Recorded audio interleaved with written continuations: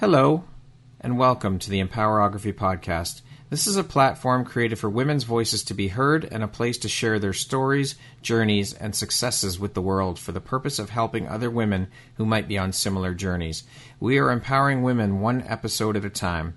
I'm your host, Brad Walsh, so kick back, grab one of your favorite beverages, and enjoy the stories.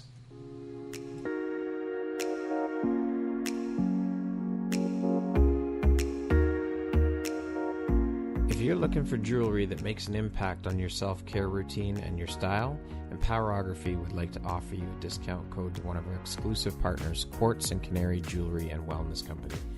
Use code EMPOWER15 to receive 15% off upon checkout at www.quartzandcanary.com. Quartz and Canary is truly the place where spirituality meets style. Hello there, Brad Walsh here, your host of the Empowerography Podcast. Today, my guest is Melissa Chernow. She is a voice and visibility coach, an author, and the founder and owner of Cardinal Publishing House. How are you doing today, Melissa? Hi, Brad. I'm doing well. How are you? I'm doing very well. Thank you so much for taking the time to be here with me today and share a little bit about your story and your journey. I am so excited to have you here, and I'm really looking forward to jumping in and learning and sharing more about you. Yeah, I'm so excited to be here. Thank you for having me. My honor and my pleasure. So, as mentioned, you are all of the things: voice and visibility coach, author, founder, owner of Cardinal Publishing House. You are one hell of a busy woman, and that is a hell of a lot of hats you wear.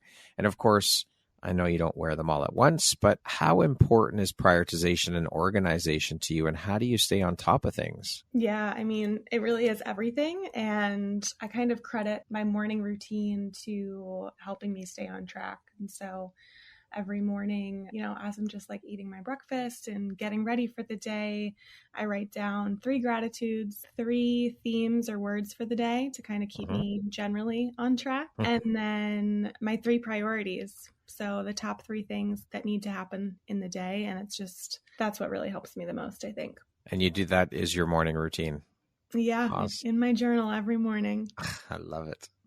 So what inspired the jump for you into becoming a coach? Yeah. So I had left corporate left me in 2019. It was such a blessing, really, because I wasn't fully aligned with where I was. I knew I wanted something different, but I wasn't sure what that different was. And so when corporate left me, I kind of just jumped into personal development, and I was doing a couple different things, side hustles and supporting people. And I just realized that the common thread between everything was supporting people, was helping people, was reminding people and encouraging people to come back to themselves. And it just made so much sense. Yeah. Now, in your coaching business, do you work with only women? And if so, why did you decide to focus your energy and business on helping to empower women through coaching? And why is this so personally important to you? Yeah, I would say like 99% of my clients are women, although that it's not exclusive to women. It just happens to be that way. And I think it's just based on what I do. Like when I talk about what I do to men and women,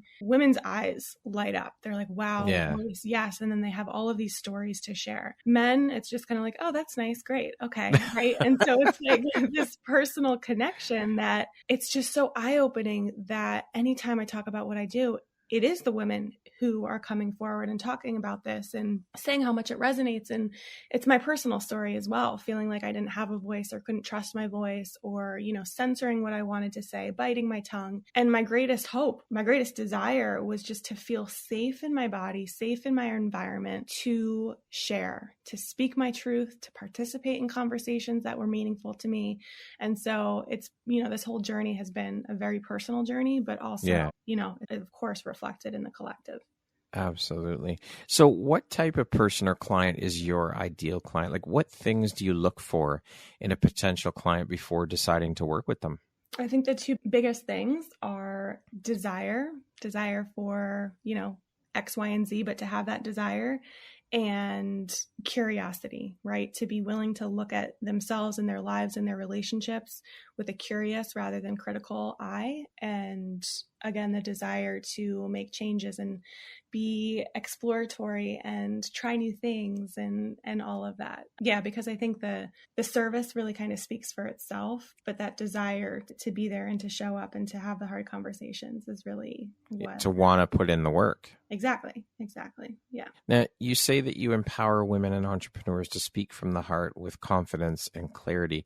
Can you speak a little bit about that and how you do that? How do you help your clients with that? And why is that so personally important to you, getting that message across?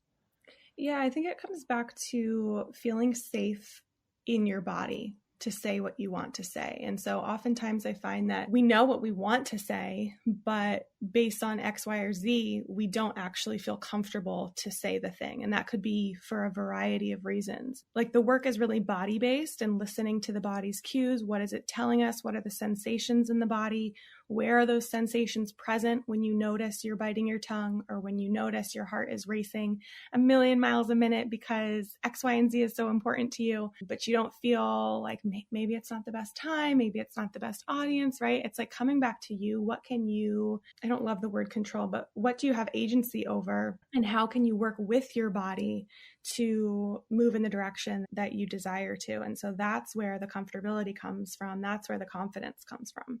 Beautiful. Now, you had said that you had those concerns and issues about showing up and using your voice. So who did you have to turn to for support and how did you overcome those hurdles? It feels like a never-ending journey, but it hasn't been. It's just been a beautiful journey. I've had the best resources and the most wonderful support team. You know, it's looked different along the way, but I would say really the one coach and mentor who has truly just changed things for me. Her name is Anna Kinkela, and she is a somatic business coach, which just means that, you know, like I do, I work through the body. She uses the body as the guide. And I mean, everything comes back to like the body will give you the blueprint, the map, the pathway. If we just take the time to pause and to tune in and listen and trust it, which, you know, in society, we are not taught to do from a young age. I mean, anything from like having to raise your hand to go to the bathroom, right? Yeah. Your body is telling you, I gotta go. And your teacher says, no, you have to wait 20 minutes. Like, don't love that. So no. Yeah, she's been just absolutely transformative on my journey. So incredible. Yeah. So what lights you up or excites you the most about the work that you do as a coach? Just people coming back to themselves and being themselves and feeling like they don't even have to think about who they are because they're just being it, right? They're just so naturally being themselves, expressing themselves, relating to others. And when you can see just the breadcrumbs starting to click for people, it's bliss. Powerful, right? When you see that light go on, as they say. Absolutely. And they tune into those things. Mm-hmm. You said that corporate left you. So what were you doing for a living before you jumped into coaching and entrepreneurship? Yeah. So I was working for a consulting firm that supported nonprofits in their fundraising efforts and loved the mission, but I don't think the role that I was in was really aligned for me.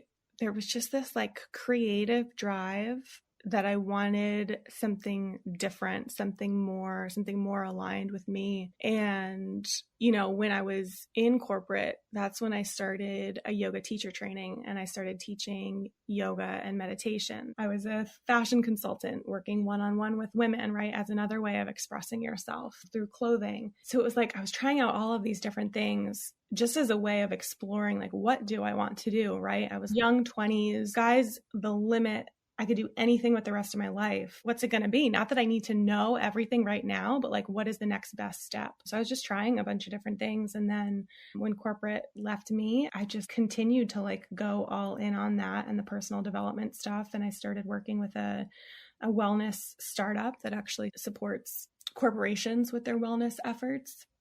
And again, like the navigation along the way has really been kind of like I said, like my body and my intuition, right? It's like my body is like, nope, now's not the time for this. Or really pay attention to that and talk about trust and surrender. It doesn't always make sense to the mind in the moment, but in hindsight, it's crystal clear. Absolutely. I mean, some of the things that we go through, like you said, it's not always clear when it's happening, or it doesn't feel aligned, or it doesn't feel like it's right. Yeah. It feels like it's the wrong thing, but sometimes those wrong things can be the absolute best thing to happen for you. Absolutely. And I think it's perhaps especially challenging when your intuition is guiding you kind of against what the status quo is supporting and encouraging. But I think that's the magic of entrepreneurship and the age that we're in right now. It's like you see more and more people living out their dreams, doing their thing, having the courage to choose something different. And I think internally, so many people desire that. And so to be able to see all of these examples, it's like, heck yeah, I can do that. Or, you know what, maybe tomorrow I'm just going to give 10% more and try to do this thing. Or like, let's spend the next hour like dreaming up my dreams and, writing it all out and seeing what that would look like. It's like, there's never been so many resources to support us in creating meaningful change. But that's quite an internal struggle, though, when your intuition is telling you one thing and your head's like, no, this isn't right. It's a hell of a struggle inside. Absolutely. And it's hard. It's not easy to overcome that and to give in or give way to your intuition, trust and allow. Yeah. I don't know if this resonates for you, but it's almost as like time stops. Like you're just so present with the intuition and the mind just jumps right in. And that's what I know to be, the battle between the head and the heart, the intuition and the mind. Yeah. And so it's just coming back to like your values and what you want for yourself, not to negate the challenge or the struggle or the emotions or, what are people going to think? But it's like, what do you want out of your life? What do you want to create in your life? What is the impact that you want to create? And allowing yourself to make decisions from that state. Yeah, absolutely. I mean, it's hard, but if that's what you really want to do, just go for it. We only get one shot at this life. So why wouldn't you want to live your best life and do the things that make you happy in life, as opposed to staying in a job, we'll say, for 20 years, 30 years that you absolutely hate going into and you're miserable. Yeah. And it's funny because growing up, there was like this version of me that I saw working corporate. Like I have the vision in mind right now, and like I'm wearing like a blazer and a button down, right? And I'm like in a boardroom and now doing what I'm doing. I'm like, oh, yeah, I'm not really sure how that's going to happen, but okay, But that speaks to the societal conditioning too, right? Yeah. What we're taught, what we should be doing. And it's, all of this stuff that has happened over the past few years with COVID and has really shone such a bright light and shown people that, wait a minute, we don't have to live this way anymore. This is not the way that things have to go. There's a whole other world out there that we can explore. Yeah. Yeah, completely. Societal expectation is a tough one. And I first kind of encountered that in college. Painting was my meditation before I knew what meditation was. And it was my favorite thing in high school. I mean, even growing up, I was lucky to be able to go to, local art camps and things like that, even if it was just a day or whatever. But in college, like my favorite classes were painting and art and the creativity based ones. And it was like time to declare your major. And I desired to do whatever they were calling the painting major. It wasn't exactly painting, but to effect. And then I started thinking about, okay, well, like what's most hireable? What's the hireability factor in what I want to study? And it's like, oh, that's a dream killer right there. Yeah, absolutely. Yeah, there's the practical element, but I think the most hireable people are those, looking back, the most hireable people are those who are 100% immersed in their love and their passion and just absolutely adore what they do. So it's kind of been this lifelong theme that you bring up. That it's key though. I mean, when you are completely in love with what you're doing and passionate about what you're doing, it comes through, and you may not know at the time how you're going to turn that into a career, how you're going to turn that into a business, or how you're going to make money at it. But I believe that if you jump in wholeheartedly and with all of your passion and zest and all of that, that you will find a way. Where there's a will, there's a way. Absolutely. and it will shine through. Your love and your passion for your work will absolutely shine through, and people will be able to see that. Mm-hmm. And it makes all the difference in the world. Absolutely. Yeah. I mean, it's what drew me to you when we were first in space together. I was like, who even is this person? Like, what does he do? Because your energy was so clear. Your passion and your drive were so clear. And I remember because one of my friends, Bridget Cisco, knew you before I was introduced to you. And I was like, who is Brad? And she was like, one of the best people you're going to meet. Like, just you wait. But it's a testament of like doing what you love and allowing your heart to lead. So I think it's so important because, again, going back to the fact that we only get one shot at life, and why wouldn't you want to be happy living that life and doing what lights you up, doing what sets your soul on fire?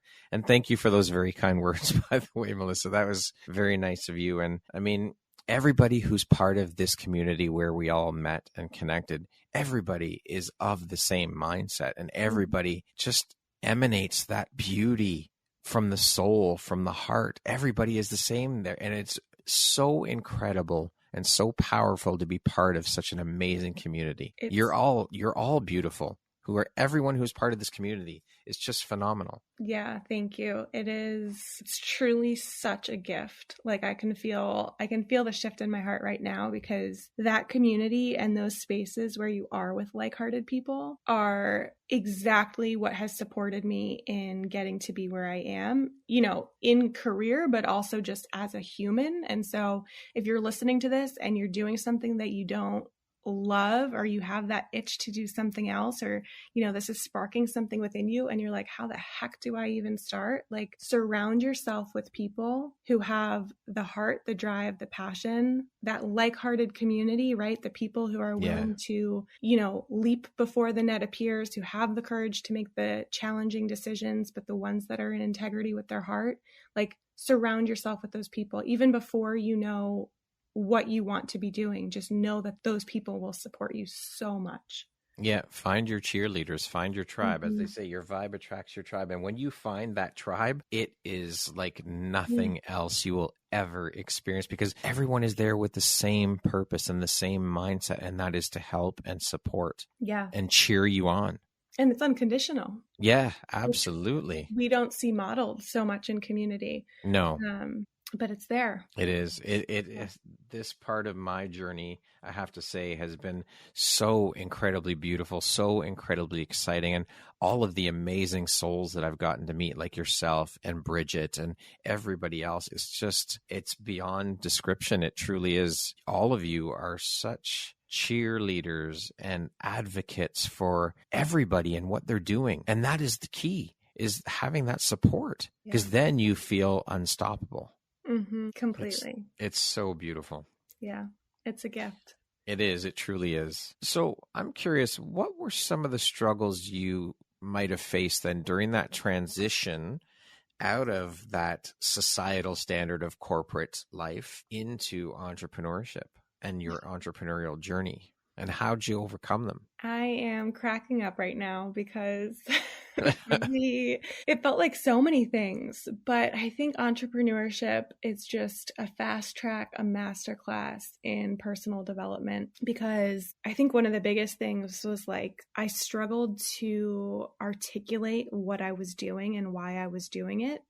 And at that point, what I was doing was figuring myself out. And it was, I would say, an untraditional pause for, I don't know, I was like 24 maybe, for a 24-year-old to be like, okay, I'm not in corporate anymore. I'm going to take a pause. People are asking me what I'm doing. I wanted to be honest with them. People who were asking me what I was doing, I just felt like, they weren't in that community of like-hearted, passion-driven, super supportive. It was a different energetic kind of read on things. And so I struggled to articulate myself because I was scared of being judged. Now, as an entrepreneur, as somebody paving their own path, like, you're going to be judged, right? Yeah. But it was this opportunity for me to really take a look at the ways that I am part of codependent relationships, that I care too much about what other people think, that I,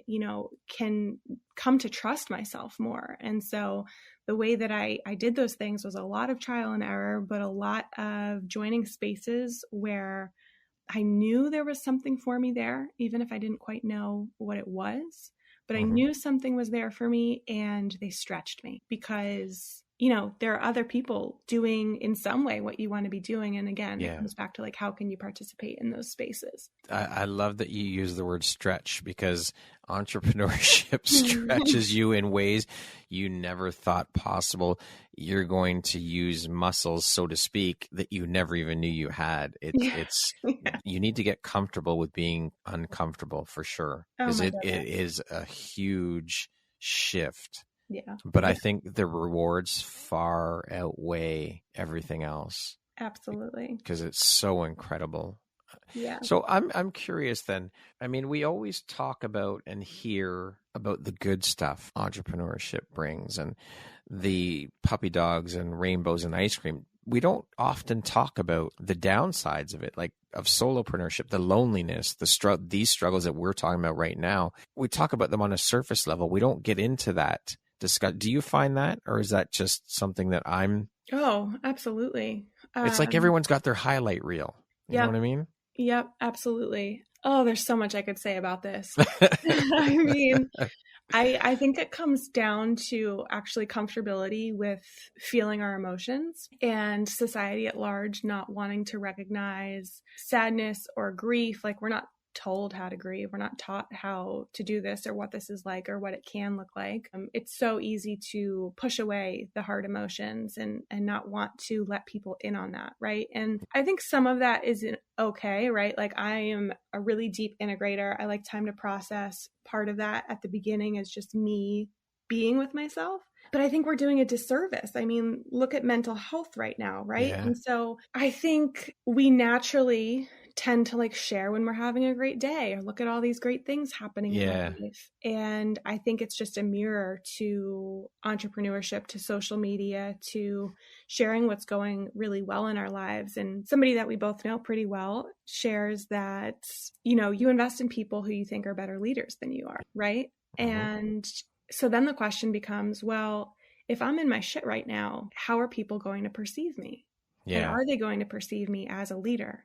Well, I encourage you to question that, because the way you lead yourself through the challenging time is exactly what is going to inspire somebody to invest in you, right? 100%. It's always when my coaches have shared on social media, like, this was the challenging, sticky, stretchy stuff. I did X, Y, and Z. I'm good. And we're moving on. It's not the people who are sunshine and rainbows. Like, that's nice. Yeah. That's not humanity. That's not life. So it's not real. Right. Exactly. Yeah. So it's that could be a whole podcast episode. It could be. And I find myself sometimes, questioning, do I share the sticky stuff? And it's like, you know what? That's what I would have wanted. And that's what I craved when I was a kid. Like, can somebody just be real with me? Like, what is going on here? And that's one of the reasons, I have a multi-author book enrolling right now called Good Grief. And it's like, the whole purpose is so that we can have an honest conversation about what grief and loss look like, feel like, taste like, when they show up, all of the stuff that is actually cathartic and healing and unifying. So it really could be a whole podcast. Yeah. I think we owe it to ourselves, as well as the newer entrepreneurs that are coming into this world and stepping into this world, that we talk about this stuff and that they know that, you know what, going in, it's not always going to be sunshine and rainbows and puppy dogs and ice cream. That's not how it works. There are going to be struggles, but it does pay off. Like, you will have those struggles. And a friend of mine said to me too, we were talking about this whole thing around entrepreneurship and the fact that, people talk about where they started, their struggle, how they overcame it, and here they are out the other side. But that's not to say that there's still not going to be struggles after you come out the other side of your trauma or whatever it is that you've been dealing with. There's still going to be more struggles down the road. This is not a destination. It's a journey. Mm-hmm. And I think we need to talk about that stuff too. That just because we've overcome this certain hurdle or we've cleared this hurdle doesn't mean that we're free and clear now. Yeah. Yeah. Right. It's the journey of life. And just remembering that, like, as entrepreneurs, you're starting a business to create a solution to something. And so you're identifying a problem that exists and you're creating a solution. So when there's an issue in life, you're a natural problem solver. Like, you can get to the other side of it. You will. And it's just like, I don't know why I was thinking so much about, this is a little bit of a left turn here. That's okay. But I was thinking about just like my journey in entrepreneurship. And somebody recently asked me, when did I become an entrepreneur, or when did I know I wanted to be one? And I was thinking back and I was like, you know what? I think I became an entrepreneur when I was in, maybe even earlier than elementary school, starting a lemonade stand at the end of the driveway during the summer. And I was like into it. Like, I was like, let's get this thing started. What is the best tasting lemonade? Like, how can we bring more customers? Like, every car that drives by, I want them stopping. Like, the sign's got to be good, all that kind of stuff. My brother helped me. It was our thing. And I'm losing track here because I'm just like so immersed in the in the lemonade stand. Yeah, and being 6 years old, not 6 years old, whenever you can have a lemonade stand, Yeah, that really just went out of the struggles. We're talking about struggles and overcoming things and and it's like you have the lemonade stand, you run out of lemonade. Well, that's a problem. Yeah. Right? So it's like as simple as running out of lemonade. Well, then what happens when you run out of lemonade? There's so many different ways that you can address that. You can close the lemonade stand. You can buy more materials to make lemonade. You can update your signs. You communicate with people, right? It's like these things, sometimes they feel like the end of the world, but they're not. And they just really prepare you for that next iteration of your business and your growth. For sure. So speaking about all this, I'm curious, what has been one of your biggest struggles you faced as an entrepreneur in your journey so far? Brad, you're really going for it. I think entrepreneurship has been the greatest opportunity in me being kinder to myself. It's a very personal, entrepreneurship is personal. It's not, and it is, but I think my biggest opportunity has been being kinder to myself because of the challenges that arise, right? It's like, I also find myself, unfortunately, comparing myself to people. I think part of that is human nature. Yeah. But it's like, I'm comparing myself to people who have been in the game for 20 years. It's not fair to myself. Right? Yeah, you're comparing your year 1 to their year 10. Which you can't, that's apples and oranges. You can't do that. Exactly. But we do. And I think it's the book, The Slight Edge, that talks about, you wouldn't compare a baby learning how to walk to somebody winning a marathon. Yeah. Like, it's just, you're in different places. So appreciate, if you feel like you're, in the baby stages, appreciate that you're crawling. Like, oh my goodness, like, you don't have to have somebody pick you up and take you to the next place. I think that also speaks to the fact that we as humans, because of where we are in life and what's going on, we don't take the time to slow down and celebrate those wins. As you said, celebrate the fact that you're crawling and you don't have to be picked up to move. So celebrate those wins, no matter how big or small they are. Take the fucking time and celebrate them, revel in that, enjoy that moment. And because we're on this hamster wheel, like, it's okay. Okay, so we did this, I accomplished this. Okay, right on to the next thing. No, slow down, take the time, celebrate it, enjoy that moment. You did it. You fucking did it.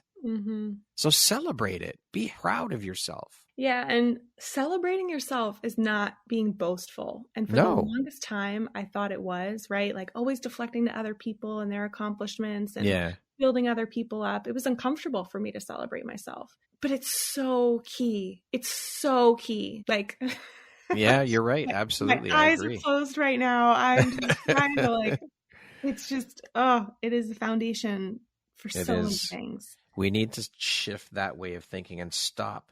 Once we accomplish it, move on to the next thing. No, let's take the time to slow down. And that's the other thing, right? We're in such a fast-paced world that it's just like, okay, what's next? What's next? What's next? No, just fucking slow it down. Yeah. I'm laughing because that was one of my themes for the day. Patience and slow There you down. go. You know what? I honestly think that is probably one of the most important, if not in my opinion anyways, the most important skill set to have as an entrepreneur is patience. Yeah. Especially, we're all visionaries, Yeah. right? We see what we want to create, but you have to put one foot in front of the other. That's right. That's right. So on the flip side of that, what has been the most rewarding thing for you as an entrepreneur? I would say it's two things. On the personal side, and, in an honor of celebrating myself, just the leaps and bounds of trusting myself and actually seeing those shifts as they're unfolding, right? You work on something, you build a habit for long enough, it becomes second nature. Yeah. You don't have to, mentally think through the decision every time. And so seeing that just kind of unfold for me personally has been beautiful and truly all I've ever wanted, without necessarily having the words for it when I was younger. But then with clients, like we said, like when you see the light bulb go off, maybe even before they recognize it for themselves, it's magic. Like, it's like we are 8 billion people on this planet. We are not meant to go it alone. We get to support one another. And so to be able to support somebody in a really meaningful way that actually changes their life for the better, and it starts to click, it's like, oh, there's nothing better. Well, that's another thing that someone we both know quite well also reiterates and says all the time is that we don't have to do this alone, and we shouldn't be doing this alone. Lean on those people, lean on your community. They're there to support you. And you don't have to do this journey as an entrepreneur alone. You shouldn't be doing it alone. Please don't. And really, we don't. You cannot do it by yourself. You can't. Yeah. Period. It's like, I think you mentioned it earlier, the word solopreneur. Like at the beginning of your entrepreneurial journey, that might sound nice. Like, yeah, I'm building a business. And I also just hate that word. It's like, it doesn't actually exist, nor should it in my eyes, because again, there are 8 billion people on this planet. We're not meant to do it alone. Like, we're all here for a reason. And a huge part of that reason is to be together and to support one another. 100% agree with you, Melissa. Absolutely. So I want to talk a little bit. You had very briefly touched on the fact that you are an author. Can you speak a little bit about the book and overview of your story, what you told, what you talked about, what you shared? Yeah. So actually, I'm not sure that you know this about me, but that was my second book that I participated in. The first one. I did not know that. There we go. Yeah. The first one was called Intuitive, Knowing Her Truth. So kind of speaks to some of what we've spoken about in terms of trusting yourself and all of that. And actually that was at a time where I was really learning to just use my voice. And so I kept it pretty hush hush that I even participated in that book. Wow. And so that's probably why not many people know. Yeah. This experience the second time around in Sacred Redesign with you was completely different because of just everything that had led up to that point, of course. But so in Sacred Redesign, I really talk about finding my voice and learning to trust my voice and kind of honestly like questioning the quote unquote experts around me. I played sports in high school and had several concussions, the last of which really put me out of school. Like looking back, I was going in for like half days. I honestly don't even think I should have been doing that. But anyway, it was like doctor's appointment after doctor's appointment. Time just, they say, okay, we'll check back in 2 weeks. We'll check back in 2 weeks. And my body wasn't healing at the rate that most doctors, it was like they thought it was a typical concussion, but it was anything but that because it wasn't lasting the traditional 2 weeks time that they use as a rule of thumb. And so I was getting all of these tests that were coming back, normal, nothing, or I should say nothing abnormal, but I still didn't feel right. And it was months later that I was just like, you know what? We're not going to get the answers externally. This is an inner thing. This is me trusting my body and actually allowing my body to be the authority in my life rather than thinking through what makes sense or what have we seen in the past that other people have done. It was like, no, Melissa, this is a time to, like you said, slow down tune inward, tend to your needs, and go at your own pace. It was a masterclass in just like, your life isn't going to be like what you thought it was going to be. I was looking at different schools to play soccer at in college, and that concussion for me, it was like, I never want to experience something like this again. I don't want to put myself in a position where this could happen again. And so, it took all of those schools off the plate. Wow. Because I didn't want to do that to myself. I didn't want to risk that because my quality of life was not what I desired. And so, I talk about that and like, okay, so it was the space of, all right, Melissa, like, you get to trust your body. This is like a you and a body thing, right? It doesn't really matter what other people are saying or telling you. And just, a couple other stories sprinkled in there of learning to listen to myself, learning to advocate for myself, learning to use my voice, and all that's unfolded within that. Incredible. That is powerful. Your story is beautiful. It's so powerful. And I mean, I've had a concussion and nothing like what you experienced, but it is fucking painful. It is. It's physically painful. It's emotionally painful. Yeah. And I think the biggest challenge for me was that it was invisible. Yeah. It would have been so easy for people to see a cast on my arm and know that I was hurt. Yeah. But nobody knew what was happening on the inside, right? You just make eye contact with someone and smile and say, yeah, I'm okay. Yeah. And keep going. And it was like, that was the opposite of the truth. Yeah, exactly. That's not what was happening. So has writing always been something that's part of you, or was writing, has this been a fairly new path for you? And how did writing transition into the idea of starting a publishing company? It's funny because I only really used to write or journal when I was angry. Like, we got to move this energy and get it out of my body and like put it on a piece of paper. So I would really only journal when I was angry. But I was thinking back, and actually my 7th grade English teacher, writing English teacher, always used to tell me what a good writer I was. And it didn't really land with me because I didn't care for what I was writing about. And it was the same thing with books. I hated reading. And the light bulb didn't go off until I told that to somebody, and she was like, well, maybe you just hate what you're reading. It's not that you dislike reading. You just don't like what you're reading. And so it's like the same with writing. And that was pretty, it's simple but profound for me, because it was the story that I was running with my whole life of like, I hate reading, whatever. But that was not true, because I love memoirs. I love real stories of people. Like, I want to know where your heart is, what's happening, what was it like when X, Y, and Z. And I also love just being able to pick up a book, read 4 or 5 pages, and have something for the day that I'm like thinking about, or, living my life through that lens. And so when I found these multi-author books, I was like, this is magic. This is everything I love about books and bringing people together and humanity and being honest and communication. And as soon as I was participating in the first book, Intuitive, I was like, I need to bring this to clients, because it was also the tangible, like real life action steps of what I was talking about with my clients who were wanting to express themselves and use their voice and share their stories. And so I was just like, this is incredible. Like, how do we do this? How do I start this and offer this to my community? Amazing. So then I'm going to ask, do you prefer to wear your author hat or your publisher hat, or do you have a preference? And what would you say are 1 or 2 things about each of those crafts that you partake in, that you enjoy? That's a great question. I feel like authorship is more of the personal healing and transformation, whether or not you realize it. Like that's what's happening if you're writing an honest story. But I also think it's such a gift. I pinch myself that I'm a publisher, because it is such a gift to be able to facilitate and just hold the space for and offer the framework for somebody else to do that for themselves, right? I'm not telling you what to write. I'm not telling you how you should write it. I'm not bringing in a developmental editor who's going to say, you need to restructure this, cut out that, add this in. No, it is your story.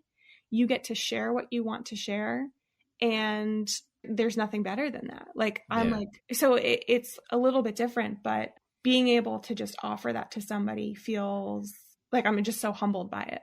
It's a pretty powerful feeling, I would imagine. Yeah, absolutely.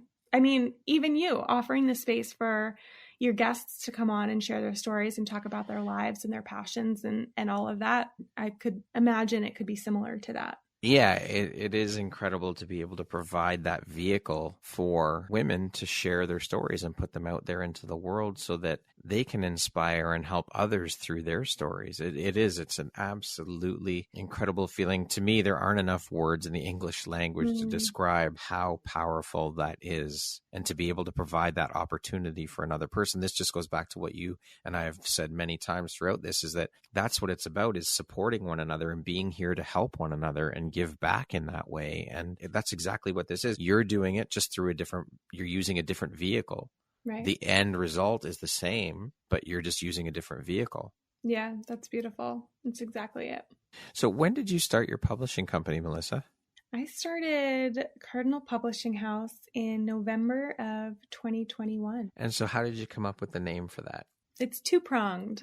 Okay. So cardinals have always been just a symbol for me from my grandfather. And so they just show up at, the times that you feel like you need them the most. And it feels like that warm hug or that, vote to keep going and doing the thing. But I also really love, especially in terms of self-expression and sharing your story, I think of cardinal directions, and that they're very purposeful directions, right? North, east, south, west. You're moving with purpose.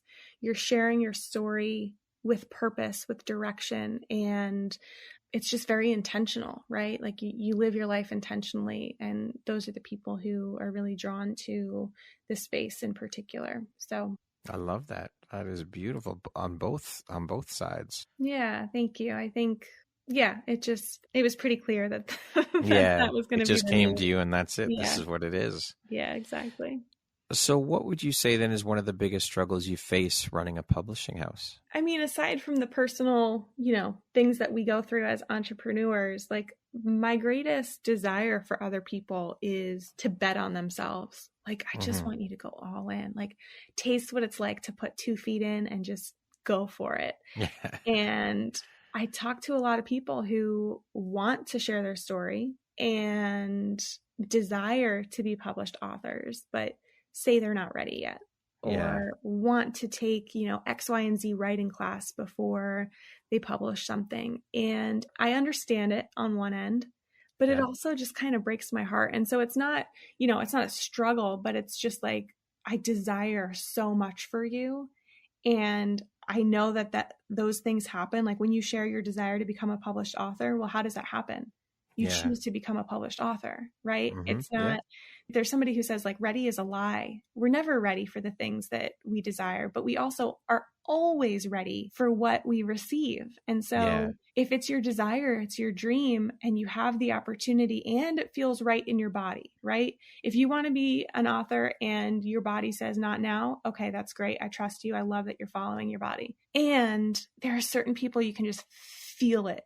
And I'm like, in some way, shape, or form, please just bet on yourself. It doesn't have to be with this, but like show yourself what is possible. Like wow yourself. What would it be like to wow yourself in the most embodied and grounded way? It's funny, that common thread for you throughout your life and what you're doing, because the exact same principles apply for your coaching. Exactly.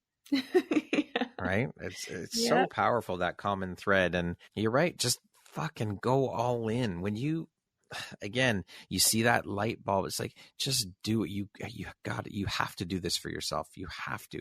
And, you see it before they do. Yeah. It's reminding me, for whatever reason, of professional athletes. And I heard once, I don't know who said it, but they said the reason we love professional athletes is because they're living our childhood dreams. And I think to an extent that's true.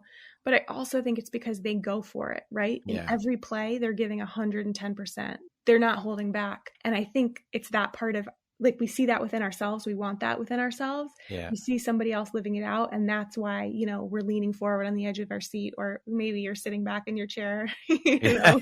having a snack or whatever. But Yeah. I think that's a real draw there too. Like it's inherent. And so For sure. what would it look like for you to just start with 1% more? Bet on yourself, as you say. Yeah. So what is one piece of advice then you would give to women looking to start their own publishing company? I was having this conversation, I want to say 2 days ago, with somebody. She was interested in starting a publishing company, and her why was crystal clear. As with anything, why are you doing it? And so my advice is to get clear on your why, because thankfully more and more publishing companies are being formed. It's becoming more accessible. So what is your why, and how can you communicate that with your audience? Because, we're both in the business of storytelling, and we know the power of storytelling and how it connects us. And people make buying decisions based on the stories that we tell. And what is your why? How can you communicate that and get support, resource, ask people for help? And, I think that's one of the biggest pieces right there. What you just mentioned is asking for help. Absolutely. We have so much fear and trouble around asking for help because of a plethora of reasons, fear being probably one of the biggest one, fear of rejection. But if you don't speak up and ask, the answer is always going to be no. Mm-hmm. So just ask. What's the worst thing that can happen is someone says no.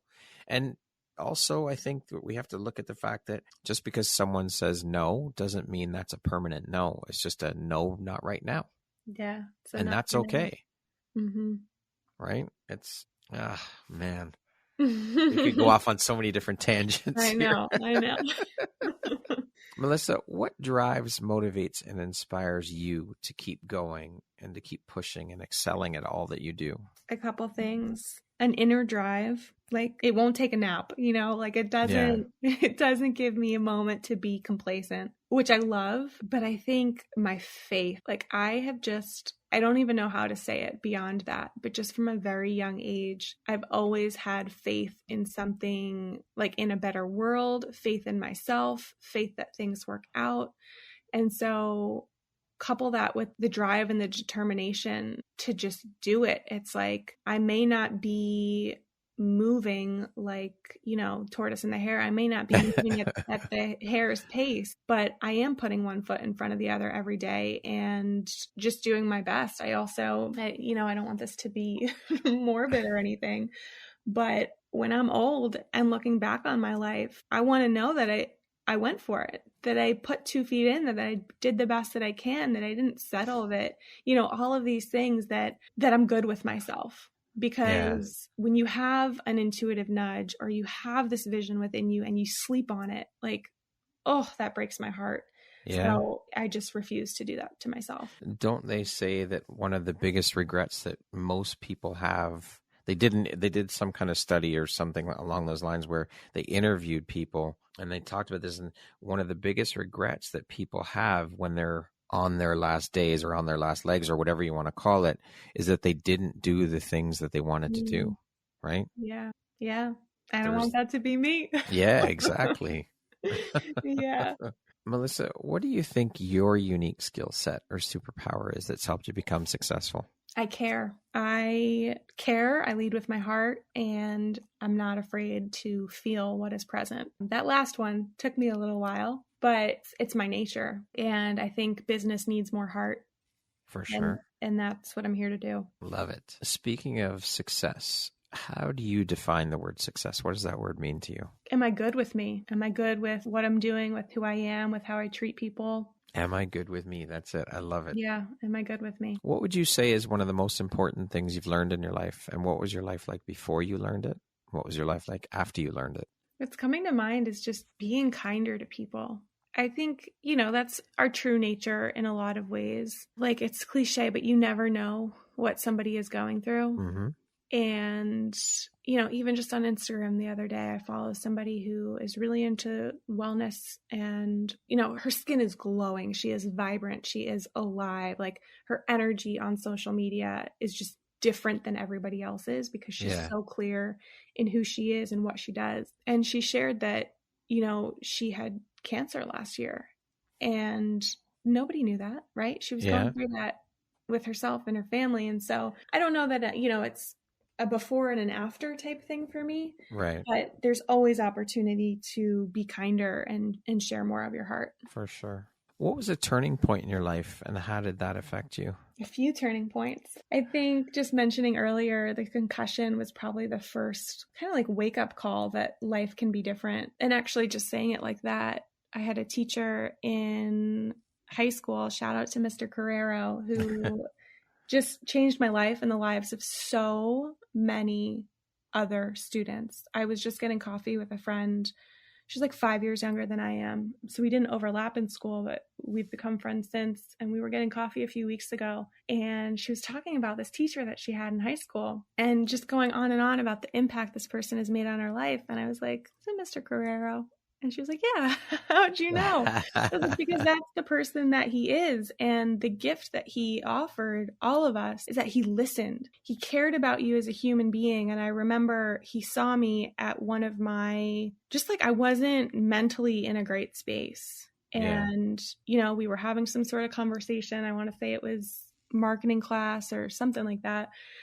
And I just remember leaving that conversation, remembering that or knowing for the first time that my life didn't have to be that way, that I didn't have to be down or sad, and that I could bet on myself, that I could make a change. And so when I think like back to like the first turning point, that would be it. It was just like doors opened in my eyes of like, wow, life can be different. That carries a lot of weight. Oh my goodness. Yeah. That is huge. Yeah, completely. And the thing about that is like, does he know the impact? That Probably not, because most people who do have that kind of an impact on others don't realize it. Yeah. And I think that's the beauty in it, really. Truly. Yeah. It's so true. Okay, we're going to jump into a little rapid fire section here. So the next grouping of questions should just be 2, 3, 4 word answer type thing. Okay. Let's do it. What was your dream job as a child? A teacher. I wanted to be a teacher. What is the first thing you notice about a person? Their energy and their eyes. Would you rather have more time or more money? Presence, because that's wealth. I love that answer. How would you describe yourself in one word? I don't know, Brad.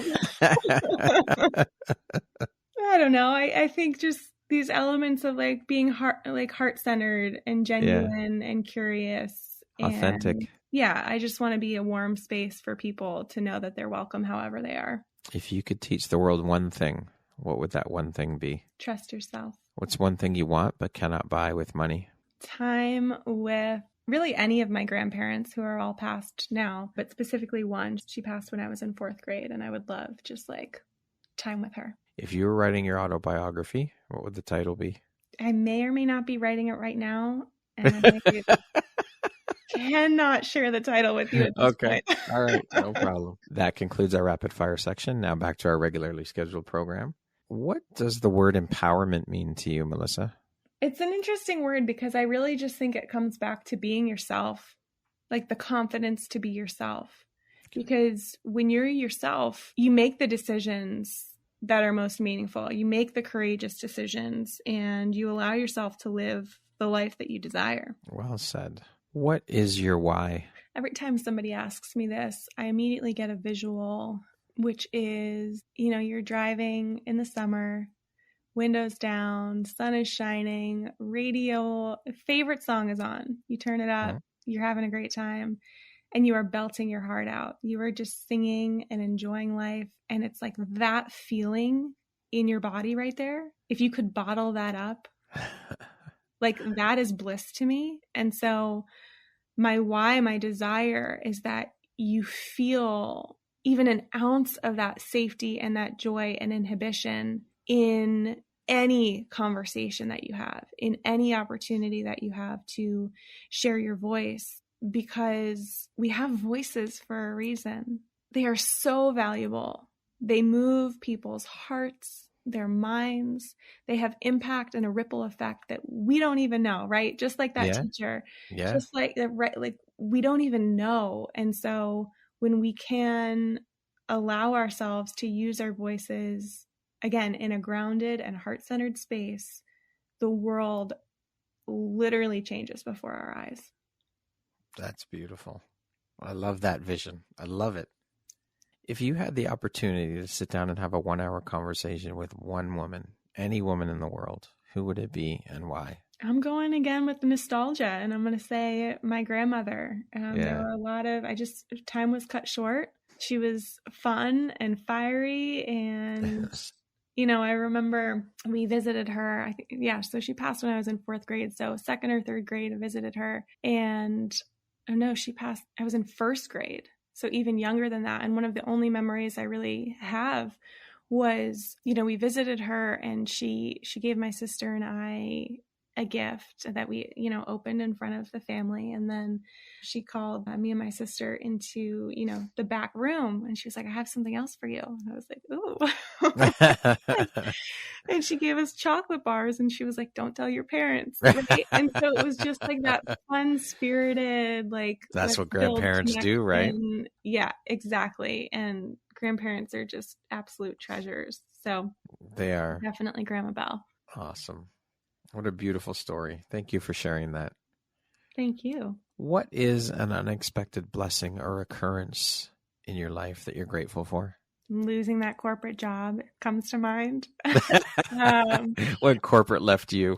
Truly. I mean, that was a point where I knew I wanted something different, but I didn't yet have the courage to make that change myself. And so the universe really just stepped in there, and it was a blessing. Yeah. Like I said earlier, sometimes the things that seem like at the moment is one of the worst things that could happen to you ends up being one of the best things that can happen to you.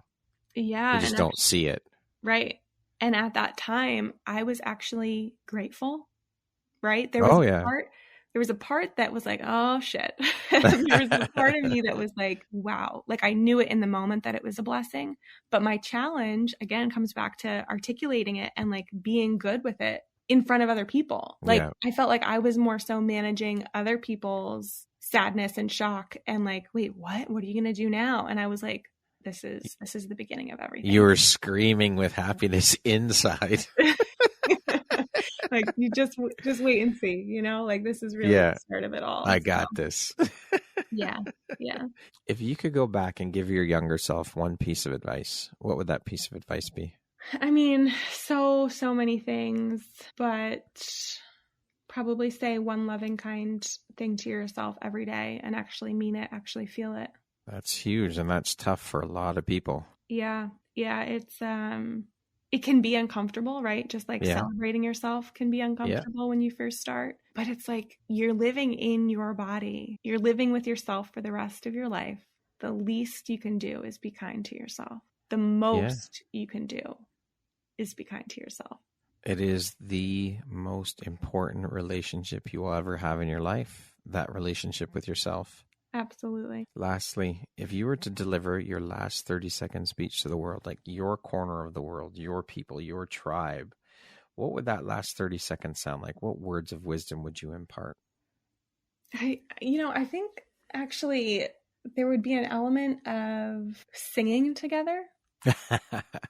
Because I think when we're singing in community, we're not thinking about what we're saying, right? It's just naturally moving through our bodies, and we just are allowing ourselves to be expressive and joyful and together. So I don't think that I would be saying anything in particular. I think it would just really be that we're all being together. Beautiful. Melissa, thank you so very much. This conversation has been incredible. I've enjoyed every minute of it. You are a truly beautiful human soul woman, shining an incredibly bright, beautiful light onto the world. And I am just so honored to know you and to be able to call you a friend and to be in your orbit and have you in mine, and just so powerful. You are a wonderful human, and I appreciate you so very much. And like I said, I've thoroughly enjoyed this conversation. I'm honored to have you as a member of the Empowerography community. So thank you for taking the time to be here with me today and share a bit about your journey. Brad, the pleasure is truly all mine. You are a wonderful human being. I am so grateful that Bridget was like, you got to get to know her, because you truly are a gift. And what you do for your community and women's voices and stories is is unparalleled. And I'm just so grateful for you. I'm so grateful to have you in my corner and in the corner of so many women who are doing important work. So thank you, Brad, and thank you for having me here. My pleasure, my honor, and thank you for those very kind words. Once again, my name is Brad Walsh, host of your Empowerography Podcast. Today, my guest has been Melissa Chernow. She is a voice and visibility coach, an author, and the founder and owner of Cardinal Publishing House. Thank you so much, Melissa. I hope you have an amazing rest of the day. Thanks, Brad. You too.